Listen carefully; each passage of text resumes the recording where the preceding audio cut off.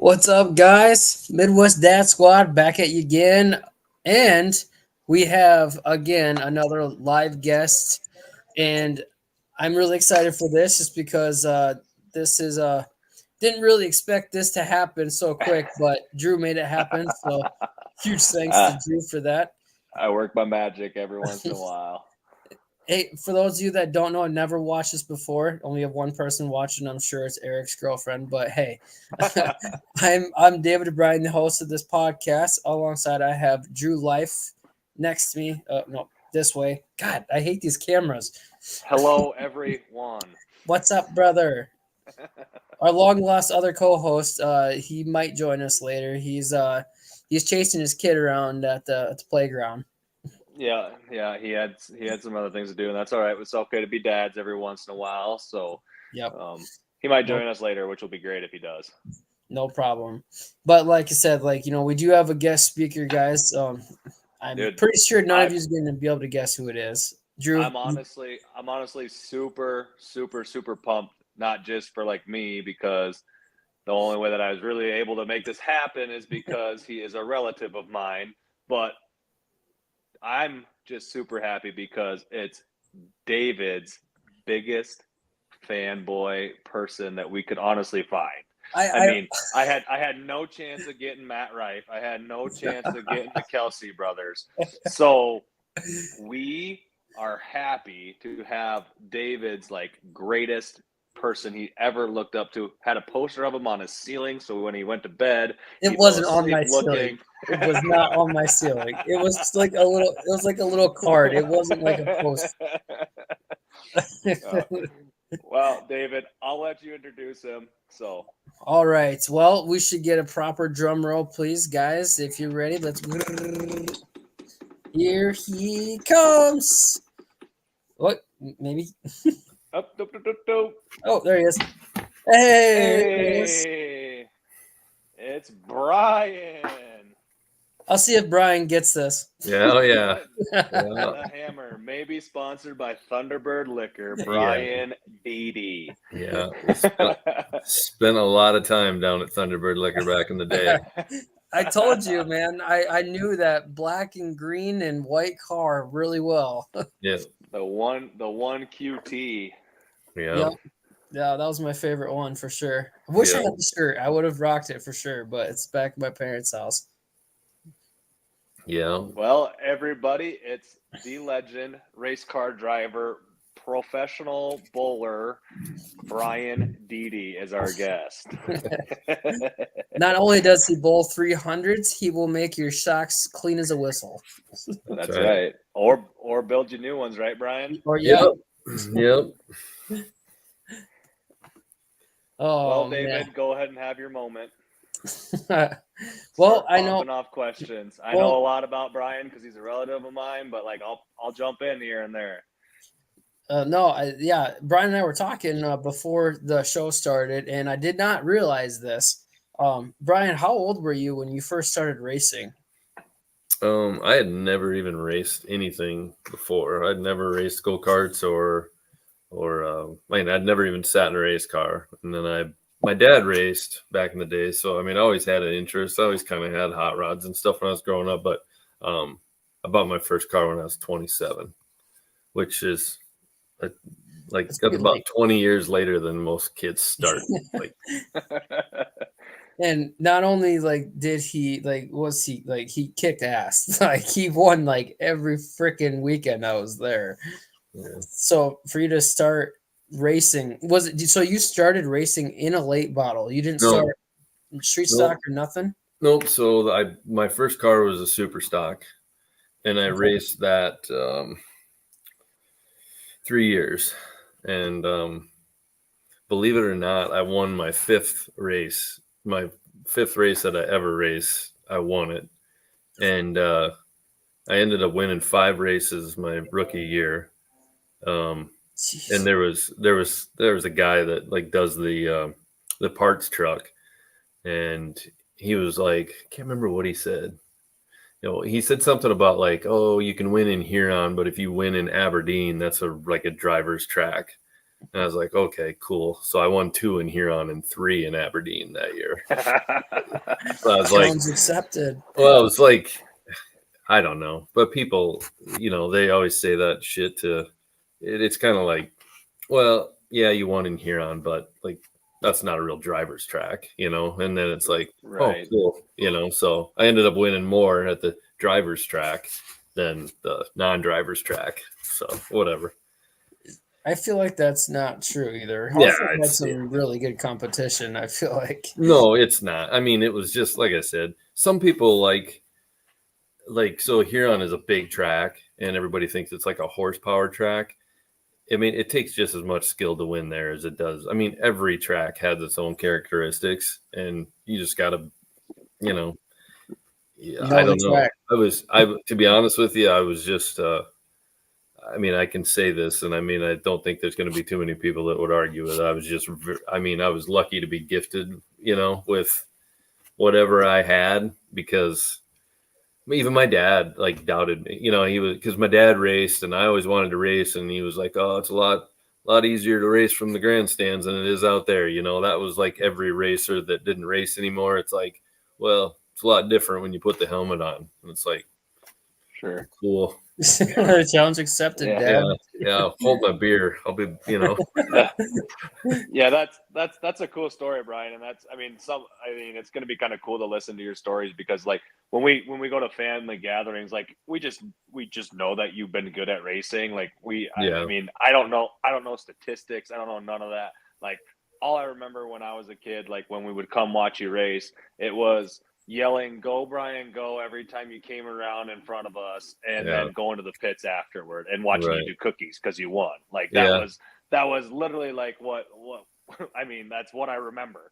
And it was never like we walked away from the track and they were like, "Oh, Brian didn't do very good." And it was just like, "No, he won." Brian, yeah, he won. Like, he won. I still have, and I still find it because we just moved into a new house, but I still have, you signed a Minnesota Vikings visor. Visors were cool back when like crisscross, you make me want to jump was like going off. Yeah. I still have that visor. I've never gotten rid of it. Yeah. And it's just for the fact of that, like you signed it. Like that's the only reason why I kept it. Right. Yeah. It's funny that you remember the donuts, because I got my ass chewed for doing that. They did. And I was like, geez, like you just want like everything vanilla. I mean, I was like, and I didn't like, they were worried about me throwing rocks at the crowd. And it was like, I did it like way over there, like I'm not throwing rocks at anybody, and I'm not stupid, but they were like, oh, you can't do that anymore. It's like, okay, whatever, but yeah, but like I said, I didn't get to do that a lot. So it's funny that you say it, because like they put a kibosh to it. Like I did it like 3 or 4 times and they were like, hey, you better not do that anymore. I wanted to be like, you better be done. That's cool though. That's like it just brings back like just the fact of like, because it's kind of the way that the way that I am is like, I can see the resemblance in me and you, and the fact of like, we just really don't care what anybody else thinks. We're going to do it. And it's just like, you just wanted to do it because it was cool. Like, this is my thing. Like, I'm going to do it. I don't really care what anybody thinks. Like, I was pumped up. Exactly. That's what I'm saying. It's just like, sometimes that stuff just comes out, and then like in today's society, everybody's like, oh, you can't do that. No. And it's like, why can't I? Like, it is what it is. It's one thing, like if it was like your first time win, but you're Brian fucking Deedy and you've won like every fucking weekend. So they should give you a pass and be like, it's Brian fucking Deedy. Like, don't tell him that you can't do that. Like, well, and the crowd just absolutely loved it. I did. Yeah. I mean, they went ape shit. I mean, I'd get out and they were just like, I don't know, but whatever. It's fine. It just was, yeah. And I mean, and I still did a few of them, like, but I just was smarter about it. Like over in Miller, like, one of the last ones I won over there. I can't remember. I think somebody that I knew pretty good had just passed away. And I ended up winning the next night over there. And I had kind of like scaled back my racing, and me and Kurt Gelling were having a pretty good race, and I got him at the end there. And I mean, I was just like going nuts in the car, and I was, just pumped. And so I went down to like turn 1 in Miller, and I just lit it up, did a cookie, and like just power braked it down the whole front straightaway. Like I didn't do. And Kelly, my cousin, she was standing. I mean, because I went down the front straightaway backwards, like Yeah. driver's side facing the crowd. Right. And Kelly's up there just, I mean, she was just going nuts, because I mean, that's probably like the motor was probably turning 8,000 RPM. I mean, it was just, I was just roasting the tires, but yeah. So that's sweet. Yeah. I just remember. Oh, go ahead, David. Go ahead. Oh, I just remember, like, when you won, like going down there, like to try to get into the picture, like, well, we only want family, like because you had so many fans that it's like they had to like start telling us like, well, we're just gonna do family tonight because like there was just a line, like I was in this line ready to go take a picture. I was just like, he won again. Yeah. So part about being on the broadcast, we kind of like, or on the podcast broadcast, on the podcast. So it's called Midwest Dad Squad for a reason, Brian. All of us are dads. David's a dad of 1. I'm a dad of 4. So part of the questions is, so I got one more. I got one more to catch you. Yeah, you can't quit yet. He can't. That's already done. That job, that deed has been done. Yeah, I'm done too, thank God. Once we had the boy, and then we had the girl, and then we had another girl, I was like, well, we've got to try to get another boy, right? I mean, we got to have even numbers. Well, it ended up being another girl, and I was like, I'm done. I'm done. Yeah. Yeah. So Brian, you got 5 ages of them. I 24. mean, obviously I know that, but not everybody knows that. Yeah, I don't know if you really do know the some. It's hard for me. Yeah, 24, 22, 20, 11, and 8. Jeez. So, well, I mean, there's a divorce in there, and yeah, so it is. Yeah, whatever. I had to do it. But you I found you I had to do it. The one now. Yeah, I had to do a test run and do it right the that, second time. So was that Jenna, she's a winner. Yeah, she is. Was that the one that you were with, like when you were racing? No, that was a different one. Oh, I've never had any kids with that one, thank God. But so 5 kids. You're still doing the dad thing. You still got to take them to daycare and to school and all that stuff. Yep. You haven't gotten them off and running, doing race car stuff yet. Is Dawson getting into any of that? Does he want to get into any of that? Yeah, he wants to. It's just he's smart though. He knows that. Like that's why I didn't start till I was 27. I mean, like I just really couldn't afford it. And and he'll be done with school in October. I don't know. It's just like the game is it's not like it was when I started. Like when I started, you went and bought a car, you brought it home, you worked on it yourself. That's what I always thought kind of set me apart and was, made me better, not just the driving, but just like I knew how to work on my car. And now it's just like everybody just goes and buys the shit. And like they'll go buy a brand new car turnkey. They don't even work on it. They just like literally put their fire suit on. It's ready to race when they buy it. And it's just like, that's not, it's just the way it is. I mean, I'm not trying to, I don't have a lot of respect for the way it gets done now, because it's just different, I mean, in 10 years, they'll never know that we used to do it like we did it, so it's really hard for like, I think older guys like me that started out doing it the hard way and working on stuff to sit and look at like these kids now. And it's just like, they got an open checkbook. They just go buy everything they need. They don't even know why they're fast. They bought the car from a professional race car driver and it's ready to go. So like Brian. Yeah. Well, and with way more knowledge than even me, I'm talking like guys that raced for a living, I mean, I can make cars fast, but it's just these guys. I mean, there's levels to everything and it's just another level. And I mean, like the last race I raced over in Miller last year, right after my dad passed away, I ended up, I won it, but it was just like, I mean, I don't have time to devote to it to make it, and I don't want to do anything half-assed. So if I'm not gonna be able to do it, I mean, I did it for probably 10 years longer than I should have. To be honest with you, I kept everything around, just, and it probably will sound arrogant, but I just kept everything around because I wanted to go out there and just be like, don't forget, I can come out and do this whenever I want. I can come out and Yeah. kick your ass, and I didn't buy it all, like this is my hard Right. work. Come And- out of retirement. Come out of retirement. Yeah, no, Well, I'm not. and I'm done. you just brought it up, after your dad passed. I remember, looking back on Facebook that night and seeing that you won, and it brought me to tears. Like, it was just a cool thing. I remember talking to Mom about it. Like, Yeah. that's like, and that was your last race. Like, you haven't raced since. Basically, yeah. I mean, I raced the next night in Huron. I ended up, Right. I had like a suspension. I had something break. I still ended up third, but yeah. So whatever. Yeah. I mean, that's what I You went out consider. on top in your head. Yes. Yeah. I mean, that's the one that meant the most to me, I mean, Yeah. it was just, yeah. So So that one meant more than that first win when you were a rookie.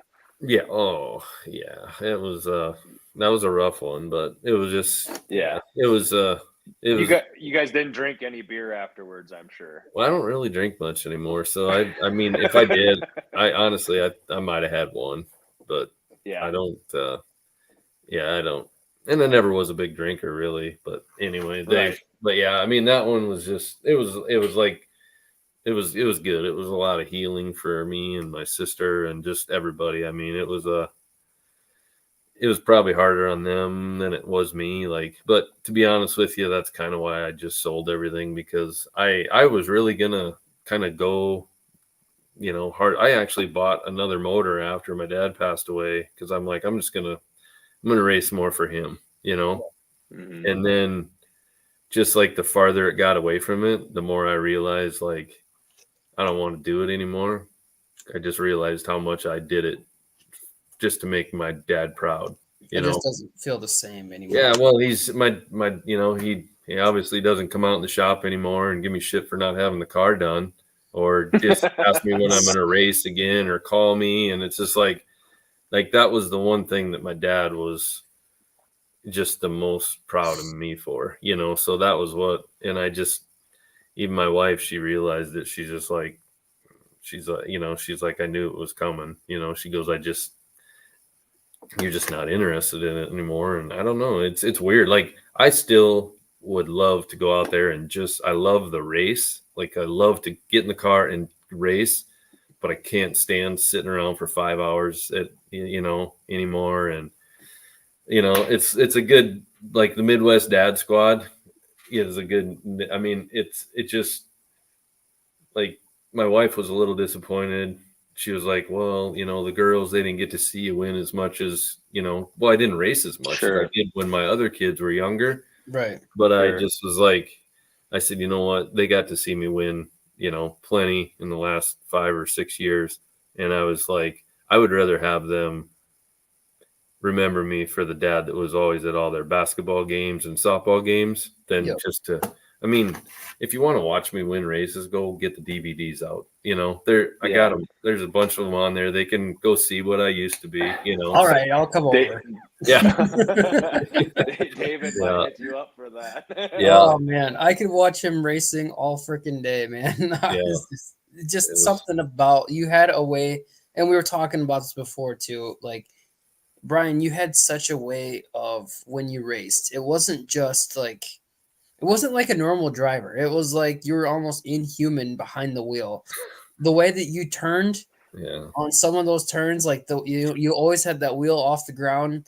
You could pass somebody high, you could pass somebody low. And I was telling you too, like, you could be in 10th place. I knew that you were going to make your way to the front somehow. Yeah. You'd be down 20 seconds right from the leader, and you still find your way in the winner's spot. Yeah, I don't, like I said, I was just really, I don't know if it's luck or what. I mean, I was just really lucky to be gifted, for that. But there was a buddy of mine that raced, Jordan Hyman. You know him? He was number 38. He raced late model down there. He still races, but I think- remember he was telling me a story. He's, I think Zach Olivier. You remember him? Anyway, but there are a couple of racers. They were on their way to Huron, and somebody, I think Zach asked, so I raced against Jordan all the time, and they were talking about me on the way to Huron, and this was like 2011, and I was just like, that was probably one of my most dominant years. And this Zach Olivier, he was, I guess he'd never heard of me before or whatever, and he'd never seen me race, or he'd never heard of me before, and Jordan was like, well, don't worry, like you'll know who he is after tonight. Yeah, They're like, You'll know yeah. here shortly. Yeah, they were like, and I was racing against Jordan, like he was in the late models, he was like, Yeah. well, if you didn't know him before, you'll know him after tonight. And he goes, it really doesn't matter where he starts. He goes, he'll win, and he goes, who knows how much he'll win by. It was I had a big advantage over everybody that year. And I mean, I just had a better car, and I was just on top of my game, and I've always told people, like, there's a lot of people that they're fast and they don't even know why they're fast. But I'm like, you're only as fast as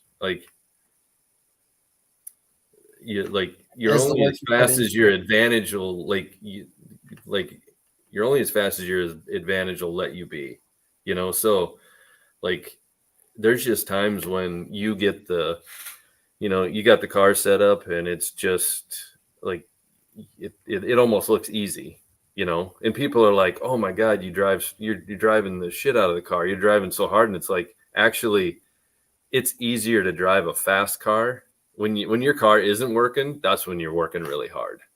Like when you're not, like winning by a half a lap, that's when it's hard. When you're winning by a half a lap, like for me, it was easy. I mean, it literally, I mean, people think you're just in there going like this. Like, I'm not kidding you. I mean, when I've been out front before and watched, like, I've watched my hands before, and it's literally like when the car's working, it's like this. Like you're barely even turning. Yeah. So, yeah, but. So Brian, do you have like on a board in your shop, or do you know off the top of your head how many wins you had and how many years you've raced?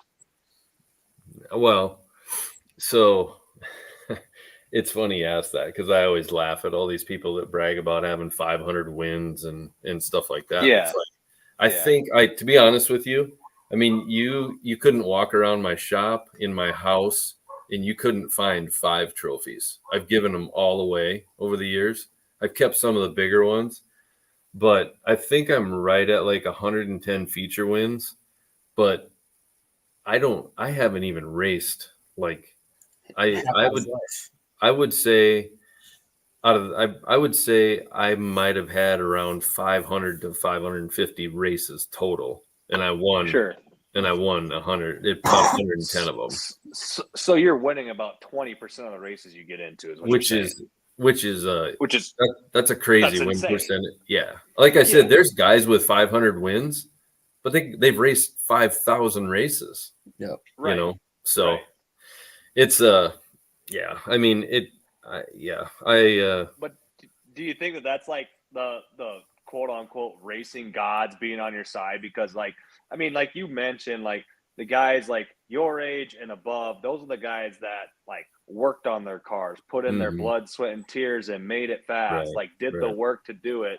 And now it's just that's like just them rewarding you for loving the sport so much and like doing that. Have you ever thought about that? That gone through your head? No, because they worked hard too and didn't win that much. Sure. It's not equal. Right. I mean, like I said, there's guys that have won more than me, but not their winning percentage isn't as high as mine.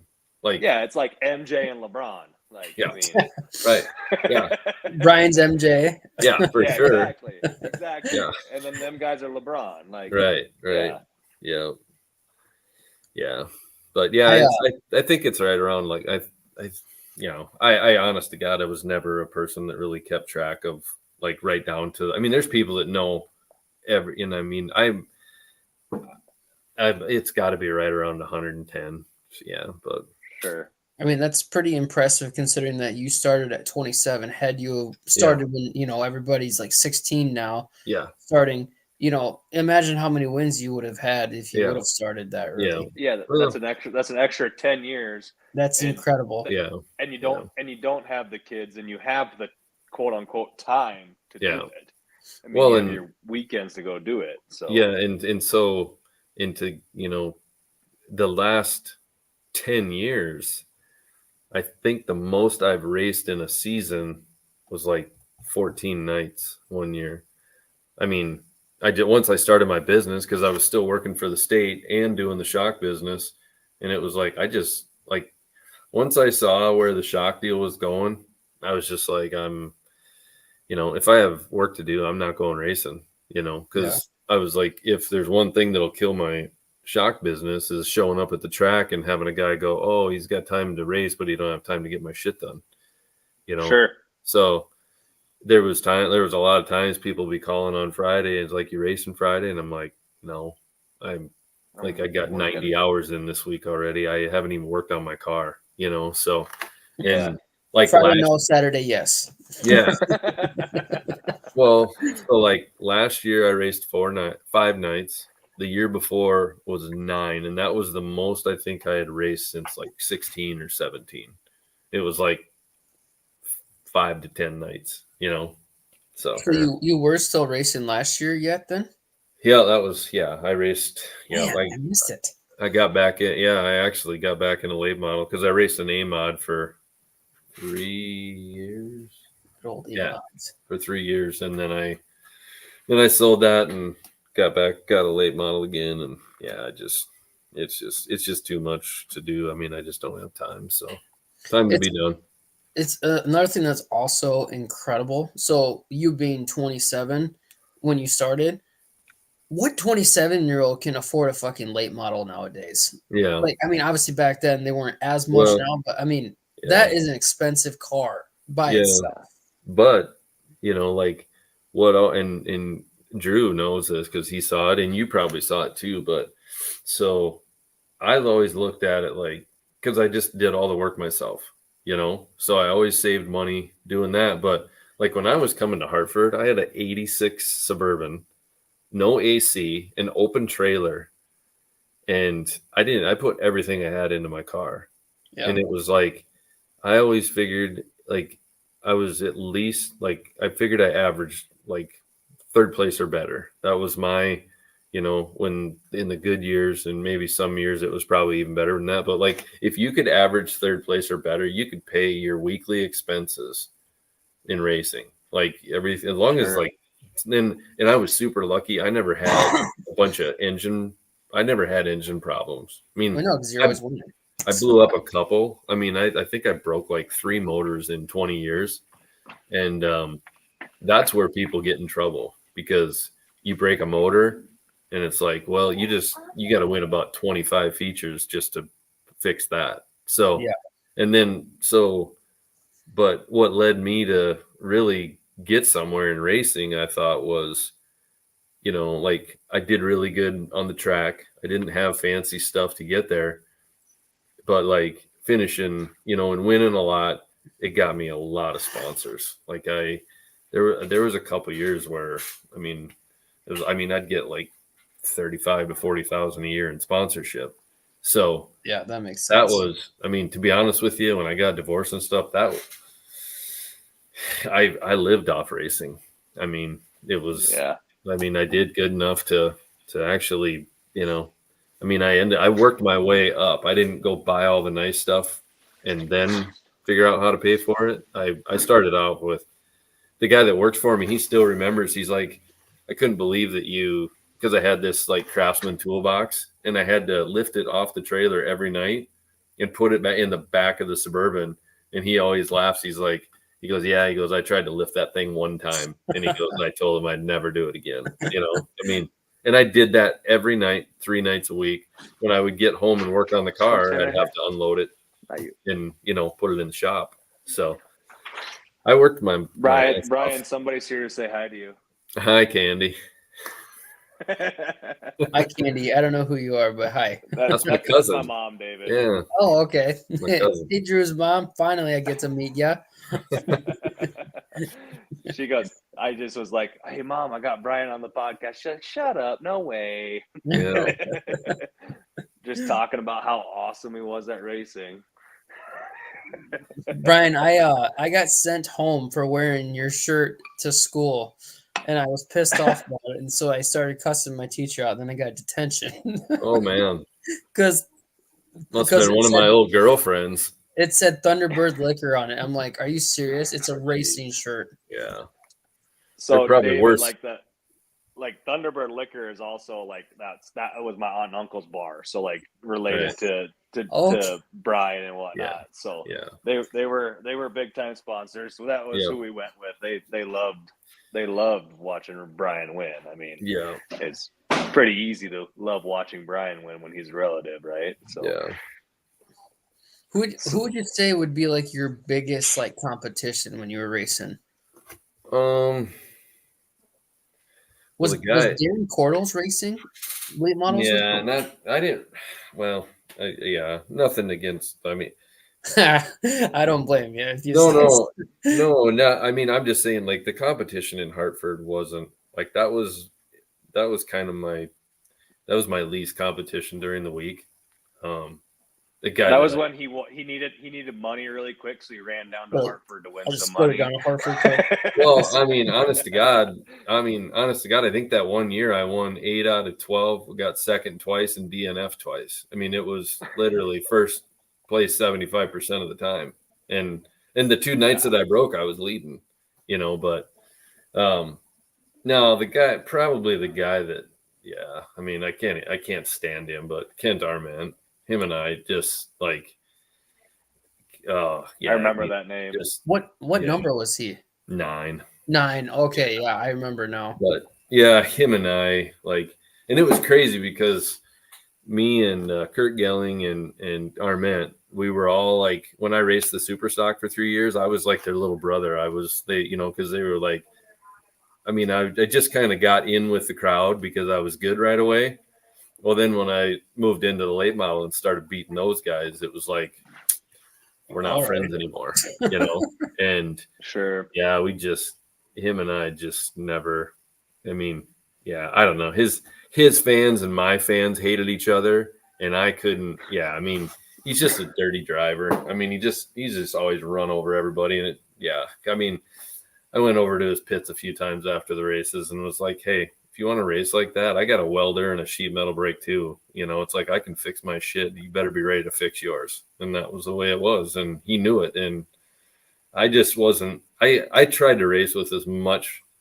Like I've always said, you can tell if it's an accident or not. Yeah. Because if they're into you, like if they get into you and you can hear their engine over yours, they don't care.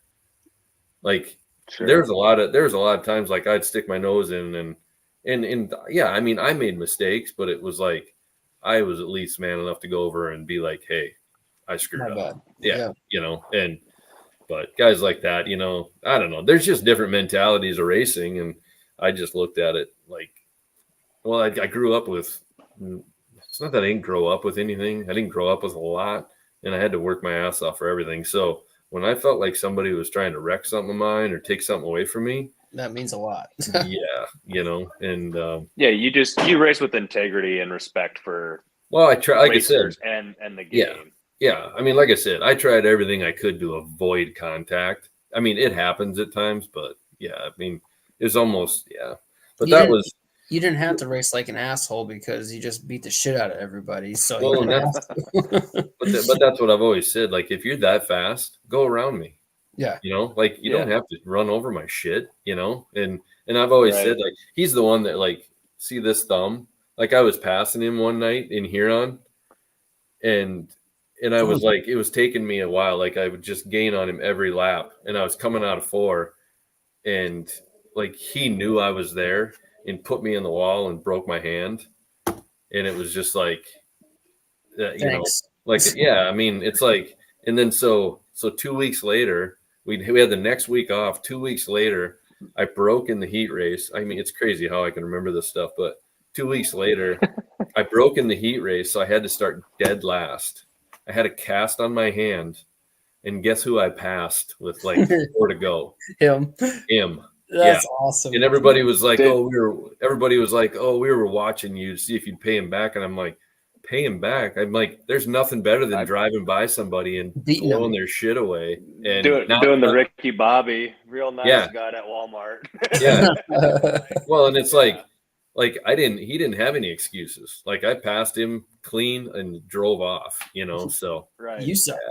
yeah, but Brian, Yeah. Brian, I've always wanted to ask the question because I've never like known.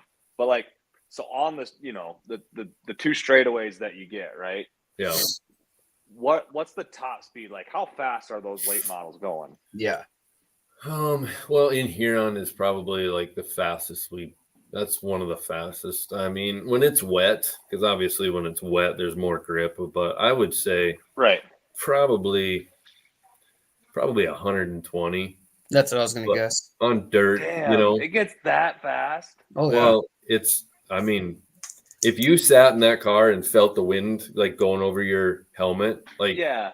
it's fast. And then, but like Huron is such a sweeping corner, you know, Yeah. that, Yeah. I mean, I would say like when it's fast, I mean, we're probably still doing 95 to 100 in the corner. Yeah. In the corners too. Oh yeah.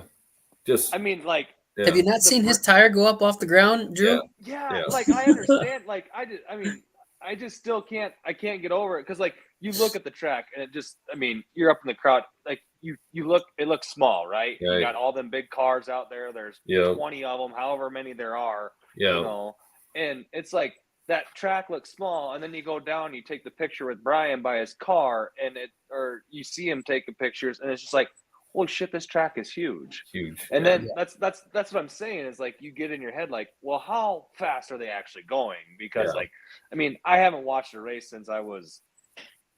I mean, I don't even think maybe like 1 or 2 since we moved to Pierre. So we've Right. been living in Pierre for like 15 years. Yeah. So like 10, 12 Right. was the last time that like I legit saw you race. Right. And it's just always been in the back of my mind, like, cause you know, like we go on the, like when we were high school kids, we go on the dam and we try to tick out our pickups, right? How fast can we get Right. it before it ticks out, Yeah. right? Yeah. So like I get up to 100 and it ticks out on me, and I'm just like, Yeah. holy shit, that was fast. Yeah. And then you guys are doing 95 on the turn. That Yeah. blows my mind. Yeah. Well, and it's like that. and it's Go ahead. yeah, I've always told people like I've never felt I feel more I always felt more safe in a race car than I did on the street. Just because Oh, you got sure. you got all the equipment around you, you know. Yeah, I mean you got a helmet on. You got the roll cage in the car. You got the Yeah. helmet. You got the I mean- suit. I mean, there's accidents happen and people die racing, but my mom, you know, I always told my mom, like, if that ever happened, just know that's the way at that time, that's the way I would have. I mean, Doing something that you love. Sure. Yeah. I was like, we're fine, you know, but I wonder how fast you. The heck was that? no, it's my daughter calling me. I was always wondering like how fast you'd be able to go at Park Jefferson. That track is huge. It's smaller than Huron. Really? Yeah. I've raced there. Huh. I thought because I watched you at the Wissota 100 and I froze my ass off when I was in high school. Yeah. Yeah. Park Jefferson. I mean, that's not even, it's okay, but it's not that fast. Yeah. I thought that was bigger. Of course, No. Huron is a pretty big track. Yeah, Huron is way bigger than people think it is. I mean, it's a big track. Yeah, it's Did the you- biggest track I've ever raced on. Did you ever race in Omaha? Nope. No. I raced. Actually, well, I did race in Knoxville once. Damn, that'd be awesome. on a So did you only do dirt track, Brian? You never dabbled in the I guess I don't know what they call it, cement track. I don't know. No, I'm not. asphalt. You did all dirt. Yeah. Yep. All dirt. Yep. Yep. Yeah. I wouldn't even asphalt. That doesn't sound that much fun to me. Yeah. Well, not only we've been talking about. What do you need, Brian? You need a call? No, I'm shutting my ringer off. I should go lock the What the door. hell is that? Yeah, I should go lock the door because she's going to be trying to get in here next to be like, that's Bang part on of the being door. a dad. Part of being a dad.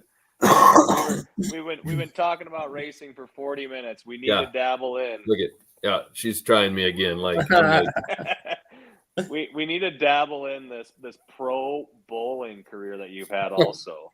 Yeah. Because I forgot. My bad. David could probably make this a 2-hour show of just talking about racing with you, and I miss it so much.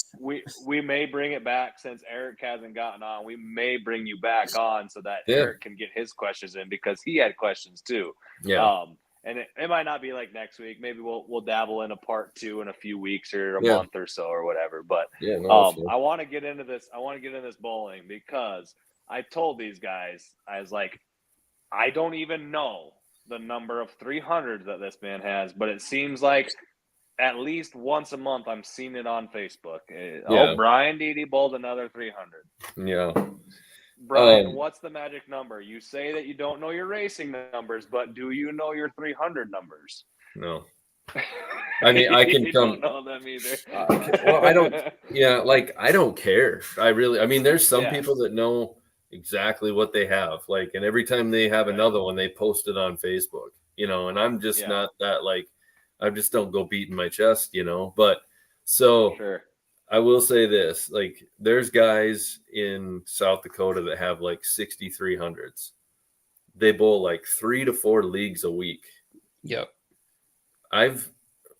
There's been in the last 25 years, I probably haven't bowled 10 of those years. I have 30. But here's the crazy thing. I do practice quite a bit. I would say between the we at home. Yeah. No, like actually practice getting ready for a tournament. But I would say between my league 300s and in practice ones don't count, but I would say it's probably with them all, it's probably in that 175 range. Yeah, so I mean, do you have a 20% ratio in that too? Like no, every fifth one you bowl a 300. No, it's crazy. You'll go on streaks like. There was that one time I had 5 300s in 1 year one time, and they were from like January through March, and it was a stupid statistic. It was like every 24 games I had a 300 for a stretch there for a while. It was I mean, we kept track of it. A buddy of mine, Tom Woodworth, we were kind of like stat nerds like that because I was like, I mean, it was crazy. But as far as I mean. Like I said, there's guys that have twice as many 300s as me, but they've also they've got like 5 or 6 times. I mean, when you figure out the ratio, it's like you only have double the 300s of me, but you have 5 to 6 times the opportunities. So, 5 to 6 times more, quadruple more, or whatever. Yeah, that's insane. Yeah, goes back to Jordan versus LeBron. Yeah, Jordan had less games. Right. Yeah. Well, and that was like so when I was a senior in high school, we had a traveling team, and Dirk Campbell. Yeah. Well, I saw Brian Oakland comment on your thing too yesterday. Yeah. And those guys. His daughter married like one of my good friends, so like we hang out with his daughter and her husband all the time. Right. So we bowled like Dirk and those guys in the traveling team, and and it was great. It was funny because I always got along with the other team better than I did my own. Like we were just buddies. Sure. And so, but there had never been when I was 18. We were bowling in Mitchell. We were bowling Mitchell that day because it was just like you would go to the other town, just like basketball games, and you'd right. So we're not even in my home bowling alley. We go down to Mitchell. and I bowl. It was the first 300 that had ever been bowled in 20. That traveling league had been going for 20 years, and I bowled the first 300 ever in that league. And that back then, like 300s were, it was really crazy to. I mean, they Sure. just didn't happen as often as they do now, and it was just like the tech with the balls is all different Yeah. now and everything. yeah, else. everything Yeah. is it's just like anything. It's Either sporty easier now. balls, Yeah. it's Right. like, well, I mean, it's like, are you hitting with wood drivers anymore? No, I mean, right. everything gets better over time, but It's Yep. but yeah, I mean, like those guys, they've been lifelong friends. I mean, and I went to do that PBA tournament 3 weeks ago, and I didn't even know it, but I had to get like jerseys, and I had to get my name on the back. Don't ask me why, but you put do. Hammer? Well, yeah, you actually Well, have of to course have you your put real. hammer. No, Oh. it actually has to be your name. So I put Didi, but I got a hold of Dirk, and I'm like, hey, how quick can you get me like just some? I don't even care what it looks like. It's just got to be a name. Generic. Yep. Yeah. So I sent him out there, and he did them, and that's So, but yeah, as far as Dirk's good stuff. That's No, cool. yeah. That's cool that he did your jerseys. That's yeah, awesome. yeah. So That is yeah, cool. he's a good dude. Do you know Dirk, David? No, I don't. Okay. He sounds like a cool dude to Yeah, get he's to know. super cool. Yeah, he's So Dirk owns All Around Graphics. Shout out to All Around Graphics in Pierre, Yep. South Dakota. They do shirts, caps, all that kind of stuff. Yep. I go there, get my baseball needs, bat grips, all that kind of stuff. So Yep. his kid is actually just a couple years younger than me. Chase. Trey. Okay, yeah. Trey Campbell, and then like Elliot, little brother Elliot, played on Trey softball team this year. Oh, So Dirk, I got to see Dirk at the fields every Thursday night, and that's cool Right. to have him back down there. So yeah, Dirk's a good guy. yeah. But It's one thing I've learned with bowling, like I used to bowl in a league with my wife too, and holy crap, does it matter on the ball? Like we just used the bowling alley, like just their generic balls, Yeah. and how much my score increased because I curved the ball, Yeah. and so because I'm left-handed, so like how much my score increased just by switching the ball was insane. Yeah. Went from like a 90 to a 150, which is high for me, but see, And Harper's making an appearance before she goes to bed. So Hey. hello. Hi, Harper. love you. Good night. So Got to get him Yeah. back in that school routine, right, Brian? they don't start for another week or so. Oh yeah, you guys don't start till after the fair now, don't you? Yeah. Yeah. Yeah, that's Yeah. right. Yeah. But But anyway, speaking to go on- Speaking of bowling, like that, like, so a lot of people come up to me, like me and the wife will go out, like they have that, like golden treasure or whatever. I don't know what they freaking call it at the bowling alley here. Like you Yeah. go pot of gold is what they Yeah. call it. Yep. So you go and like the colored pins, you can get like $1 if you get a strike or Right. whatever, this, that. And we had all the friends there. So like, I've always been like good at sports, never been like the top dog at anything, just been like good at like a bunch of different things. Yeah. So then like bowling comes up, and one of our friends comes over and well, one of the wife's friends, and she goes, "Oh, did we find something that you're not very good at? I am terrible at bowling. Absolutely awful at it. Yeah. Allie, my wife, she beats me by like 100 every time. Like she's in the high hundreds to low 200s, and I'm happy if I break 100. Yeah. But also me, I grab that 13-pound ball, and I want to see how fast it can go down Right. the lane. That's my Yeah. objective. Yep. Yeah. Yeah. Yeah. Well, so back to like the balls that you were talking about, Dave. Guess how many balls I took to the World Series of Bowling when I went? Well, If you're asking, I'm gonna say 1, just because you're asking. Yeah. But I'm gonna say you probably had 20. I came home with 20. I went with 15. Oh shit. When I got there, so like that's kind of funny, but there is a bowling ball brand called Hammer. What? oh, Yeah. awesome! And so Fits you that's perfect. You had to get it. and to be honest, like I throw a lot of them. So once I made, so I qualified for 2 tournaments. It was like the World Championship. You bowled 3 days, 8 games a day, and then your total pins, if you were high enough, you got into the World Championship. So once I qualified for the World Championship, like the ball companies, they were like, "You need anything?" And I'm like, "Well, I don't know. Do I? Like, look what I have and see if there's a holes in there." And so they literally, like, they drilled me 4 balls, didn't charge me a thing, like, just gave me the equipment because, well, there was 160 some guys there, and I qualified 14th out of the 160 guys. So after they took the top 18, so basically their focus is on those 18 guys, and they want you throwing their stuff, So yeah, it's pretty cool. But, I mean, what's it like being Jesus or God? Can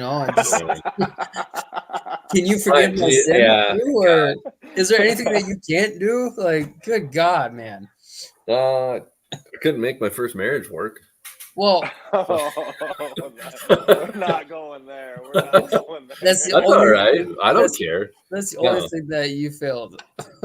Yeah, no, I mean, I've just always felt like, even my mom has said it to me before. She's just like, I don't know. I just always felt like if I put my mind to it, I could do it, and sometimes it's just like, I might not be the most gifted at everything, but I feel like I'll outwork about anybody, and that's, to be honest with you, that's what sets people apart. It's not, there's a lot of people with like tons of talent that are lazy. So, that's the one thing that I love. Like one of my dad's best quotes is like, I remember hard work beats talent when talent don't work hard. Yeah, that one. But the one that he always said, like, I got my first full-time job, like quit going to school, right? Came back. He's like, hey, you got to get a job. Like, that's the one rule I have. Like, if you're going to live in my house and you're not going to go to school, you got to get a job. Yeah. So went and did waiter stuff for a little bit. That was nothing. But then like my first like real big boy job, right? 8 to 5, making good money. He goes, this is the one thing that I want you to live by, and it'll carry you for your whole life. And it was, show up early, stay late, work your ass off while you're there, and you'll have no troubles. That's a good dad. That's a good dad, And I mean, I've always remembered that quote. That quote. It's just like, come early, stay late, work your ass off while you're there, and you'll have no troubles. And I'm like, all right, I can do that. Yeah. Well, you're pretty lucky to have, like, your mom and dad. Obviously, I know them pretty well, and it's like I've always had a lot of respect for your dad, and your mom too. But like, obviously, your mom is my blood, but your dad is, But I just, you can tell hardworking people when you see them, And Tony's always been. I don't know. I've just always gotten along good with him. So.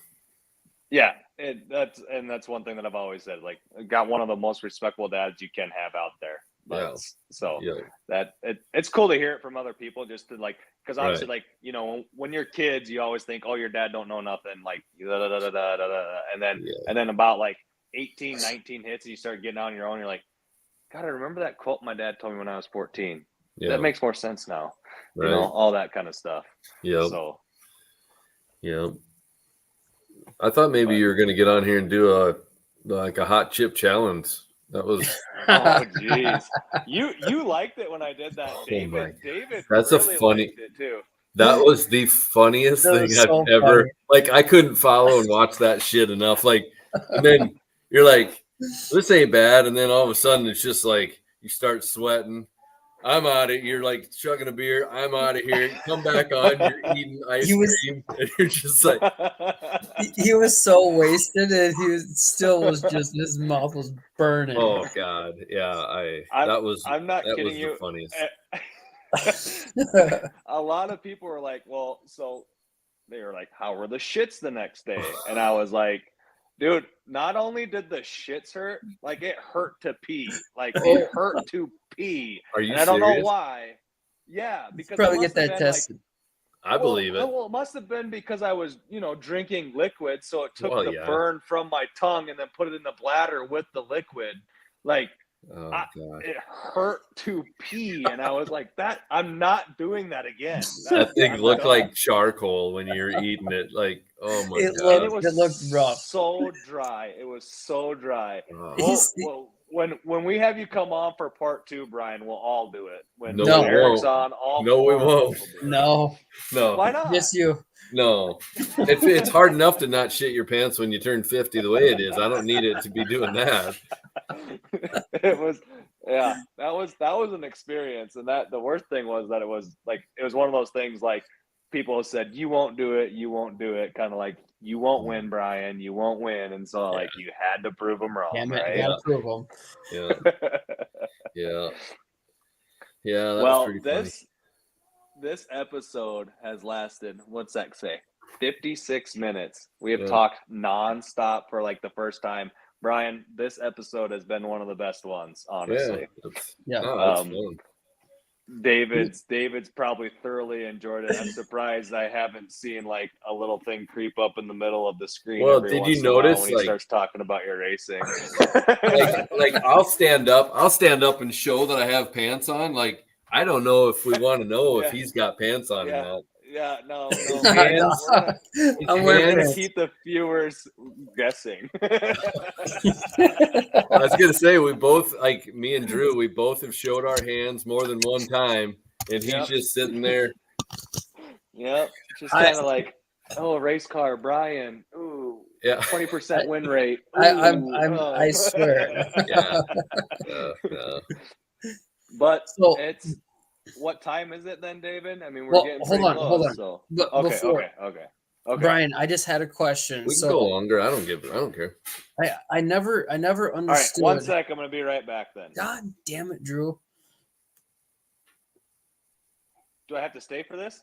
Oh, well, no, I guess you don't. Like, I'm just gonna go grab my dad joke book, My dad book joke. All right. Yeah. All right. because that's I didn't come prepared tonight. So Freaking guy. Okay, so I don't think I really understood where you got the nickname, the Hammer, from. Yeah, it's kind of I can't tell the truth. Come on.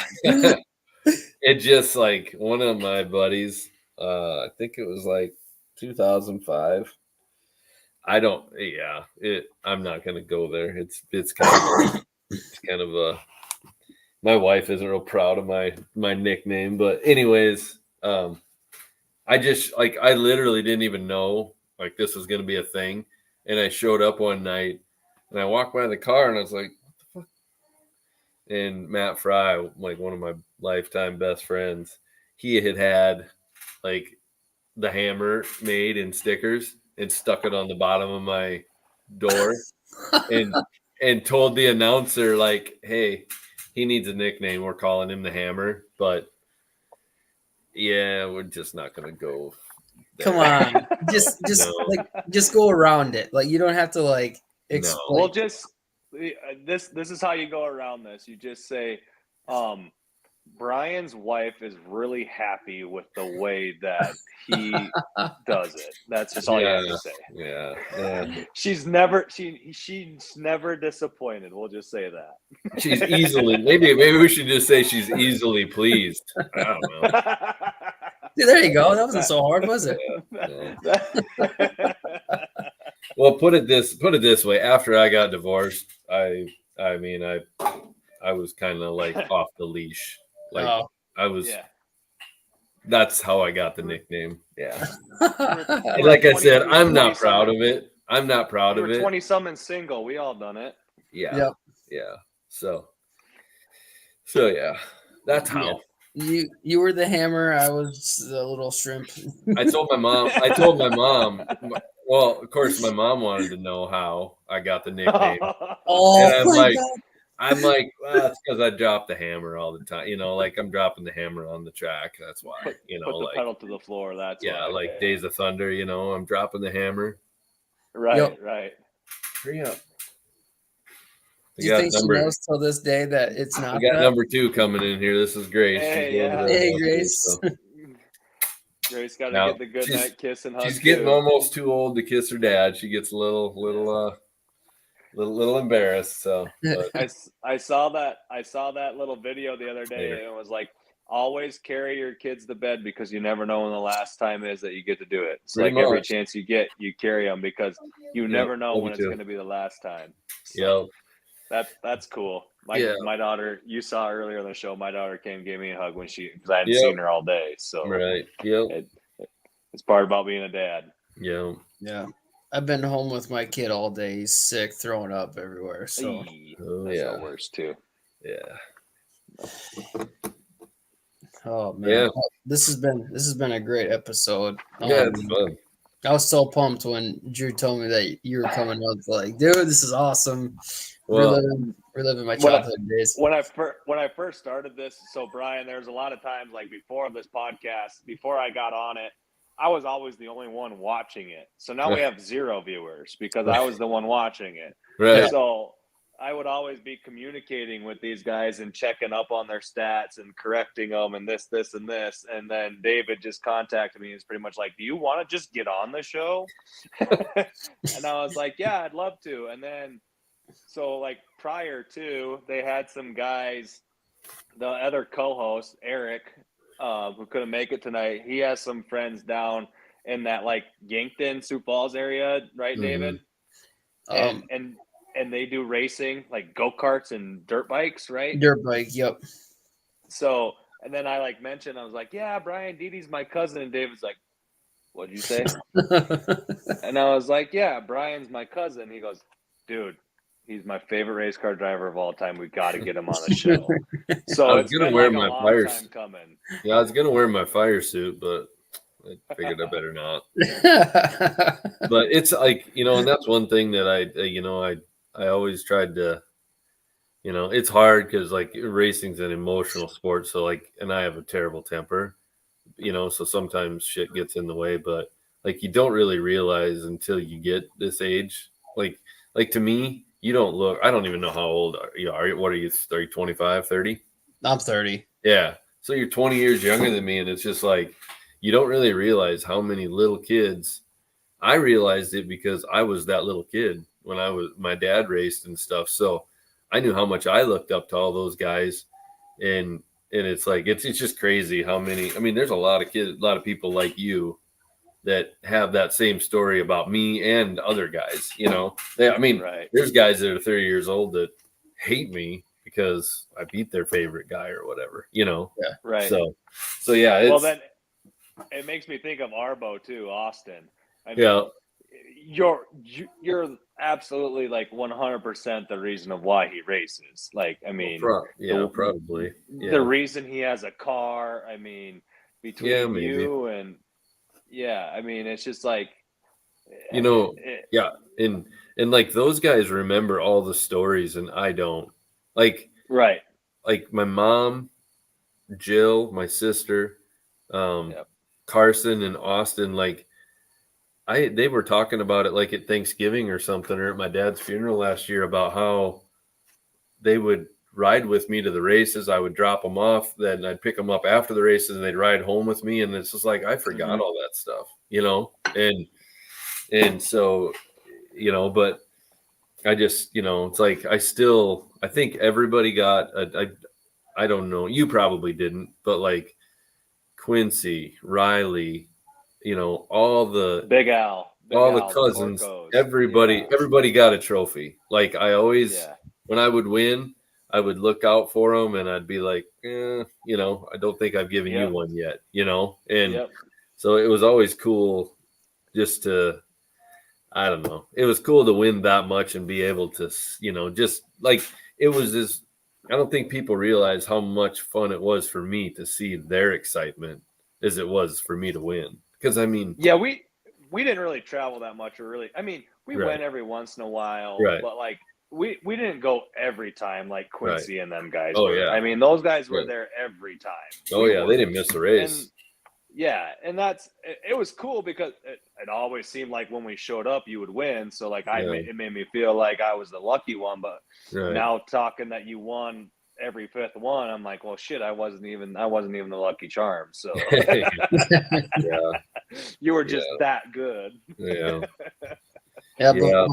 before sports became like part of my life, like Friday night I was at Rock Rapids, Iowa, Yeah. and I lived in I grew up in Rock Valley, Iowa, so like I Okay. was traveling to Rock Rapids, and then I was traveling to Hartford every single Saturday for, God, all summer for at least 5 years. Yeah.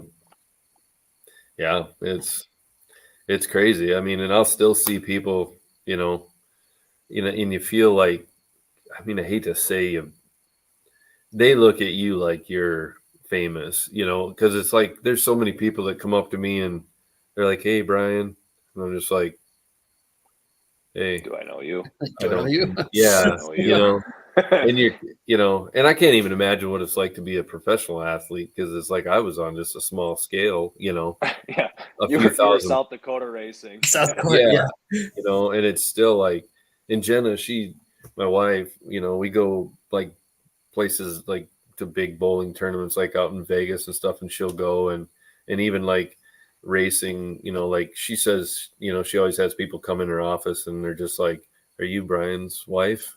And then it's like I'll be out in Vegas and people like buddies from Ohio will come and talk to me, and it's just like, yeah, I mean, it's just they've both allowed me. I mean, I know a lot of people, it's crazy, but it's pretty cool. Like I said, I feel really, I shouldn't say lucky. I feel really fortunate to Yeah, you're have blessed. I mean, yeah, really blessed. yeah, I mean, yeah. In more ways than another. yeah. Hammer. Yeah. Yeah. Ain't very big around, but it sure is short. That's awesome, Brian. It's kind of cool. Like I said, I mean, you're my relative. We've known each other for obviously forever. Right. But it's just like kind of cool to just sit down and talk with you and appreciate you coming on. I know David really appreciates you coming on. It's just a small world. Like like I said, Drew and I were at the same races and watching you, not even knowing who Drew was back then. Yeah. Yep. Yeah, it's pretty cool. Well, shoot. Is it time, David? I don't have my watch. What time is it? 9:13. It looks like dad joke time. Oh, okay. Wait, dad jokes. Let's go. Dad joke time. Woo woo. So, Brian, we usually have the guest go first, but for how big of a legend David really loves you and everything else, I think we let you pick the order tonight. Well, I got two that I got to tell. So, okay. Well, they're just, I don't even know if they're dad jokes. They're just pretty funny. You want to go first and last, or you want to rattle both of them off, or what? No, I'll go first and last. Okay. I don't know whether I should tell. And the one is kind of, I don't know. They're not bad, but so, and they're not even dad jokes, but they're just good jokes. But the first one is, you know why the colony ladies only put 239 beans in their soup? 239? No. Yeah. Because if they put one more in, it'd be too farty. I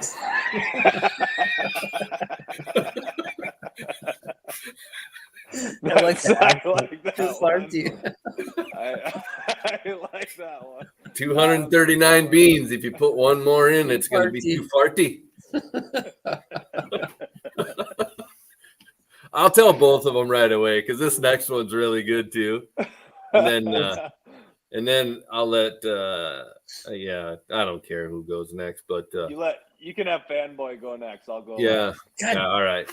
So I had this one girlfriend one time, and she had this seashell tattooed right on the inside of her thigh. Right, and if you put your ear up to that seashell, you could smell the ocean.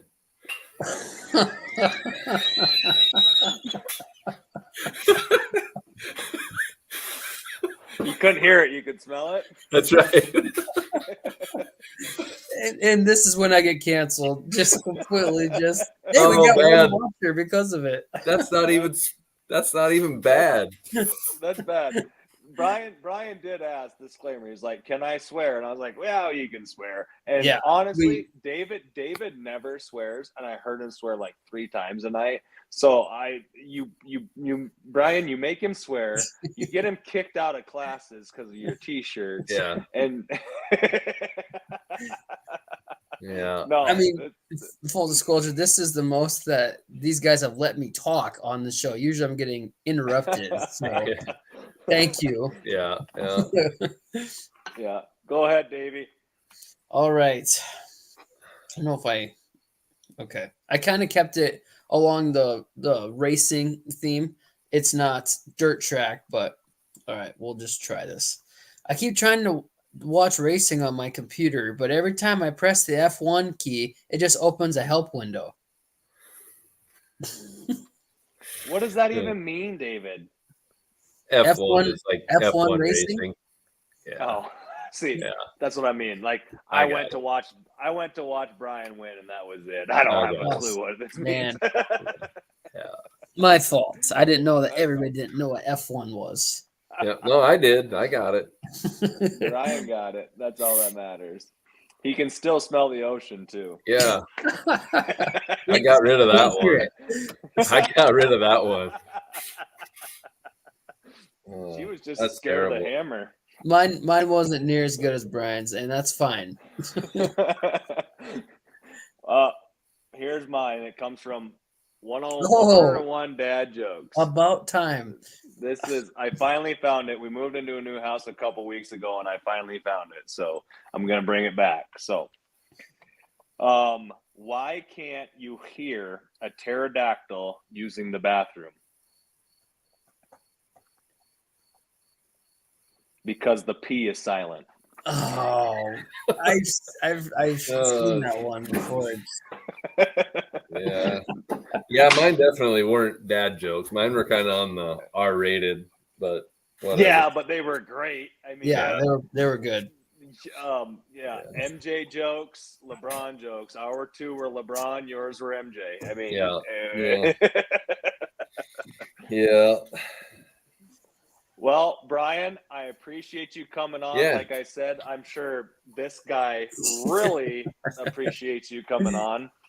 Thanks again, Brian. It's it really is cool getting to reunite with you. Right. No, As that's an adult. we may have to do a part 2 because I know that Eric had questions. He said he had questions, wanted some stuff answered, this, that. So, Brian, it probably won't be next week. You know, we may think about doing a part 2. We have brought back other guests. So, yeah. We'll have to talk about that amongst us. But for how easy this podcast was to sit here and talk for as long as we did is cool. It's really cool. Yeah, it was fun.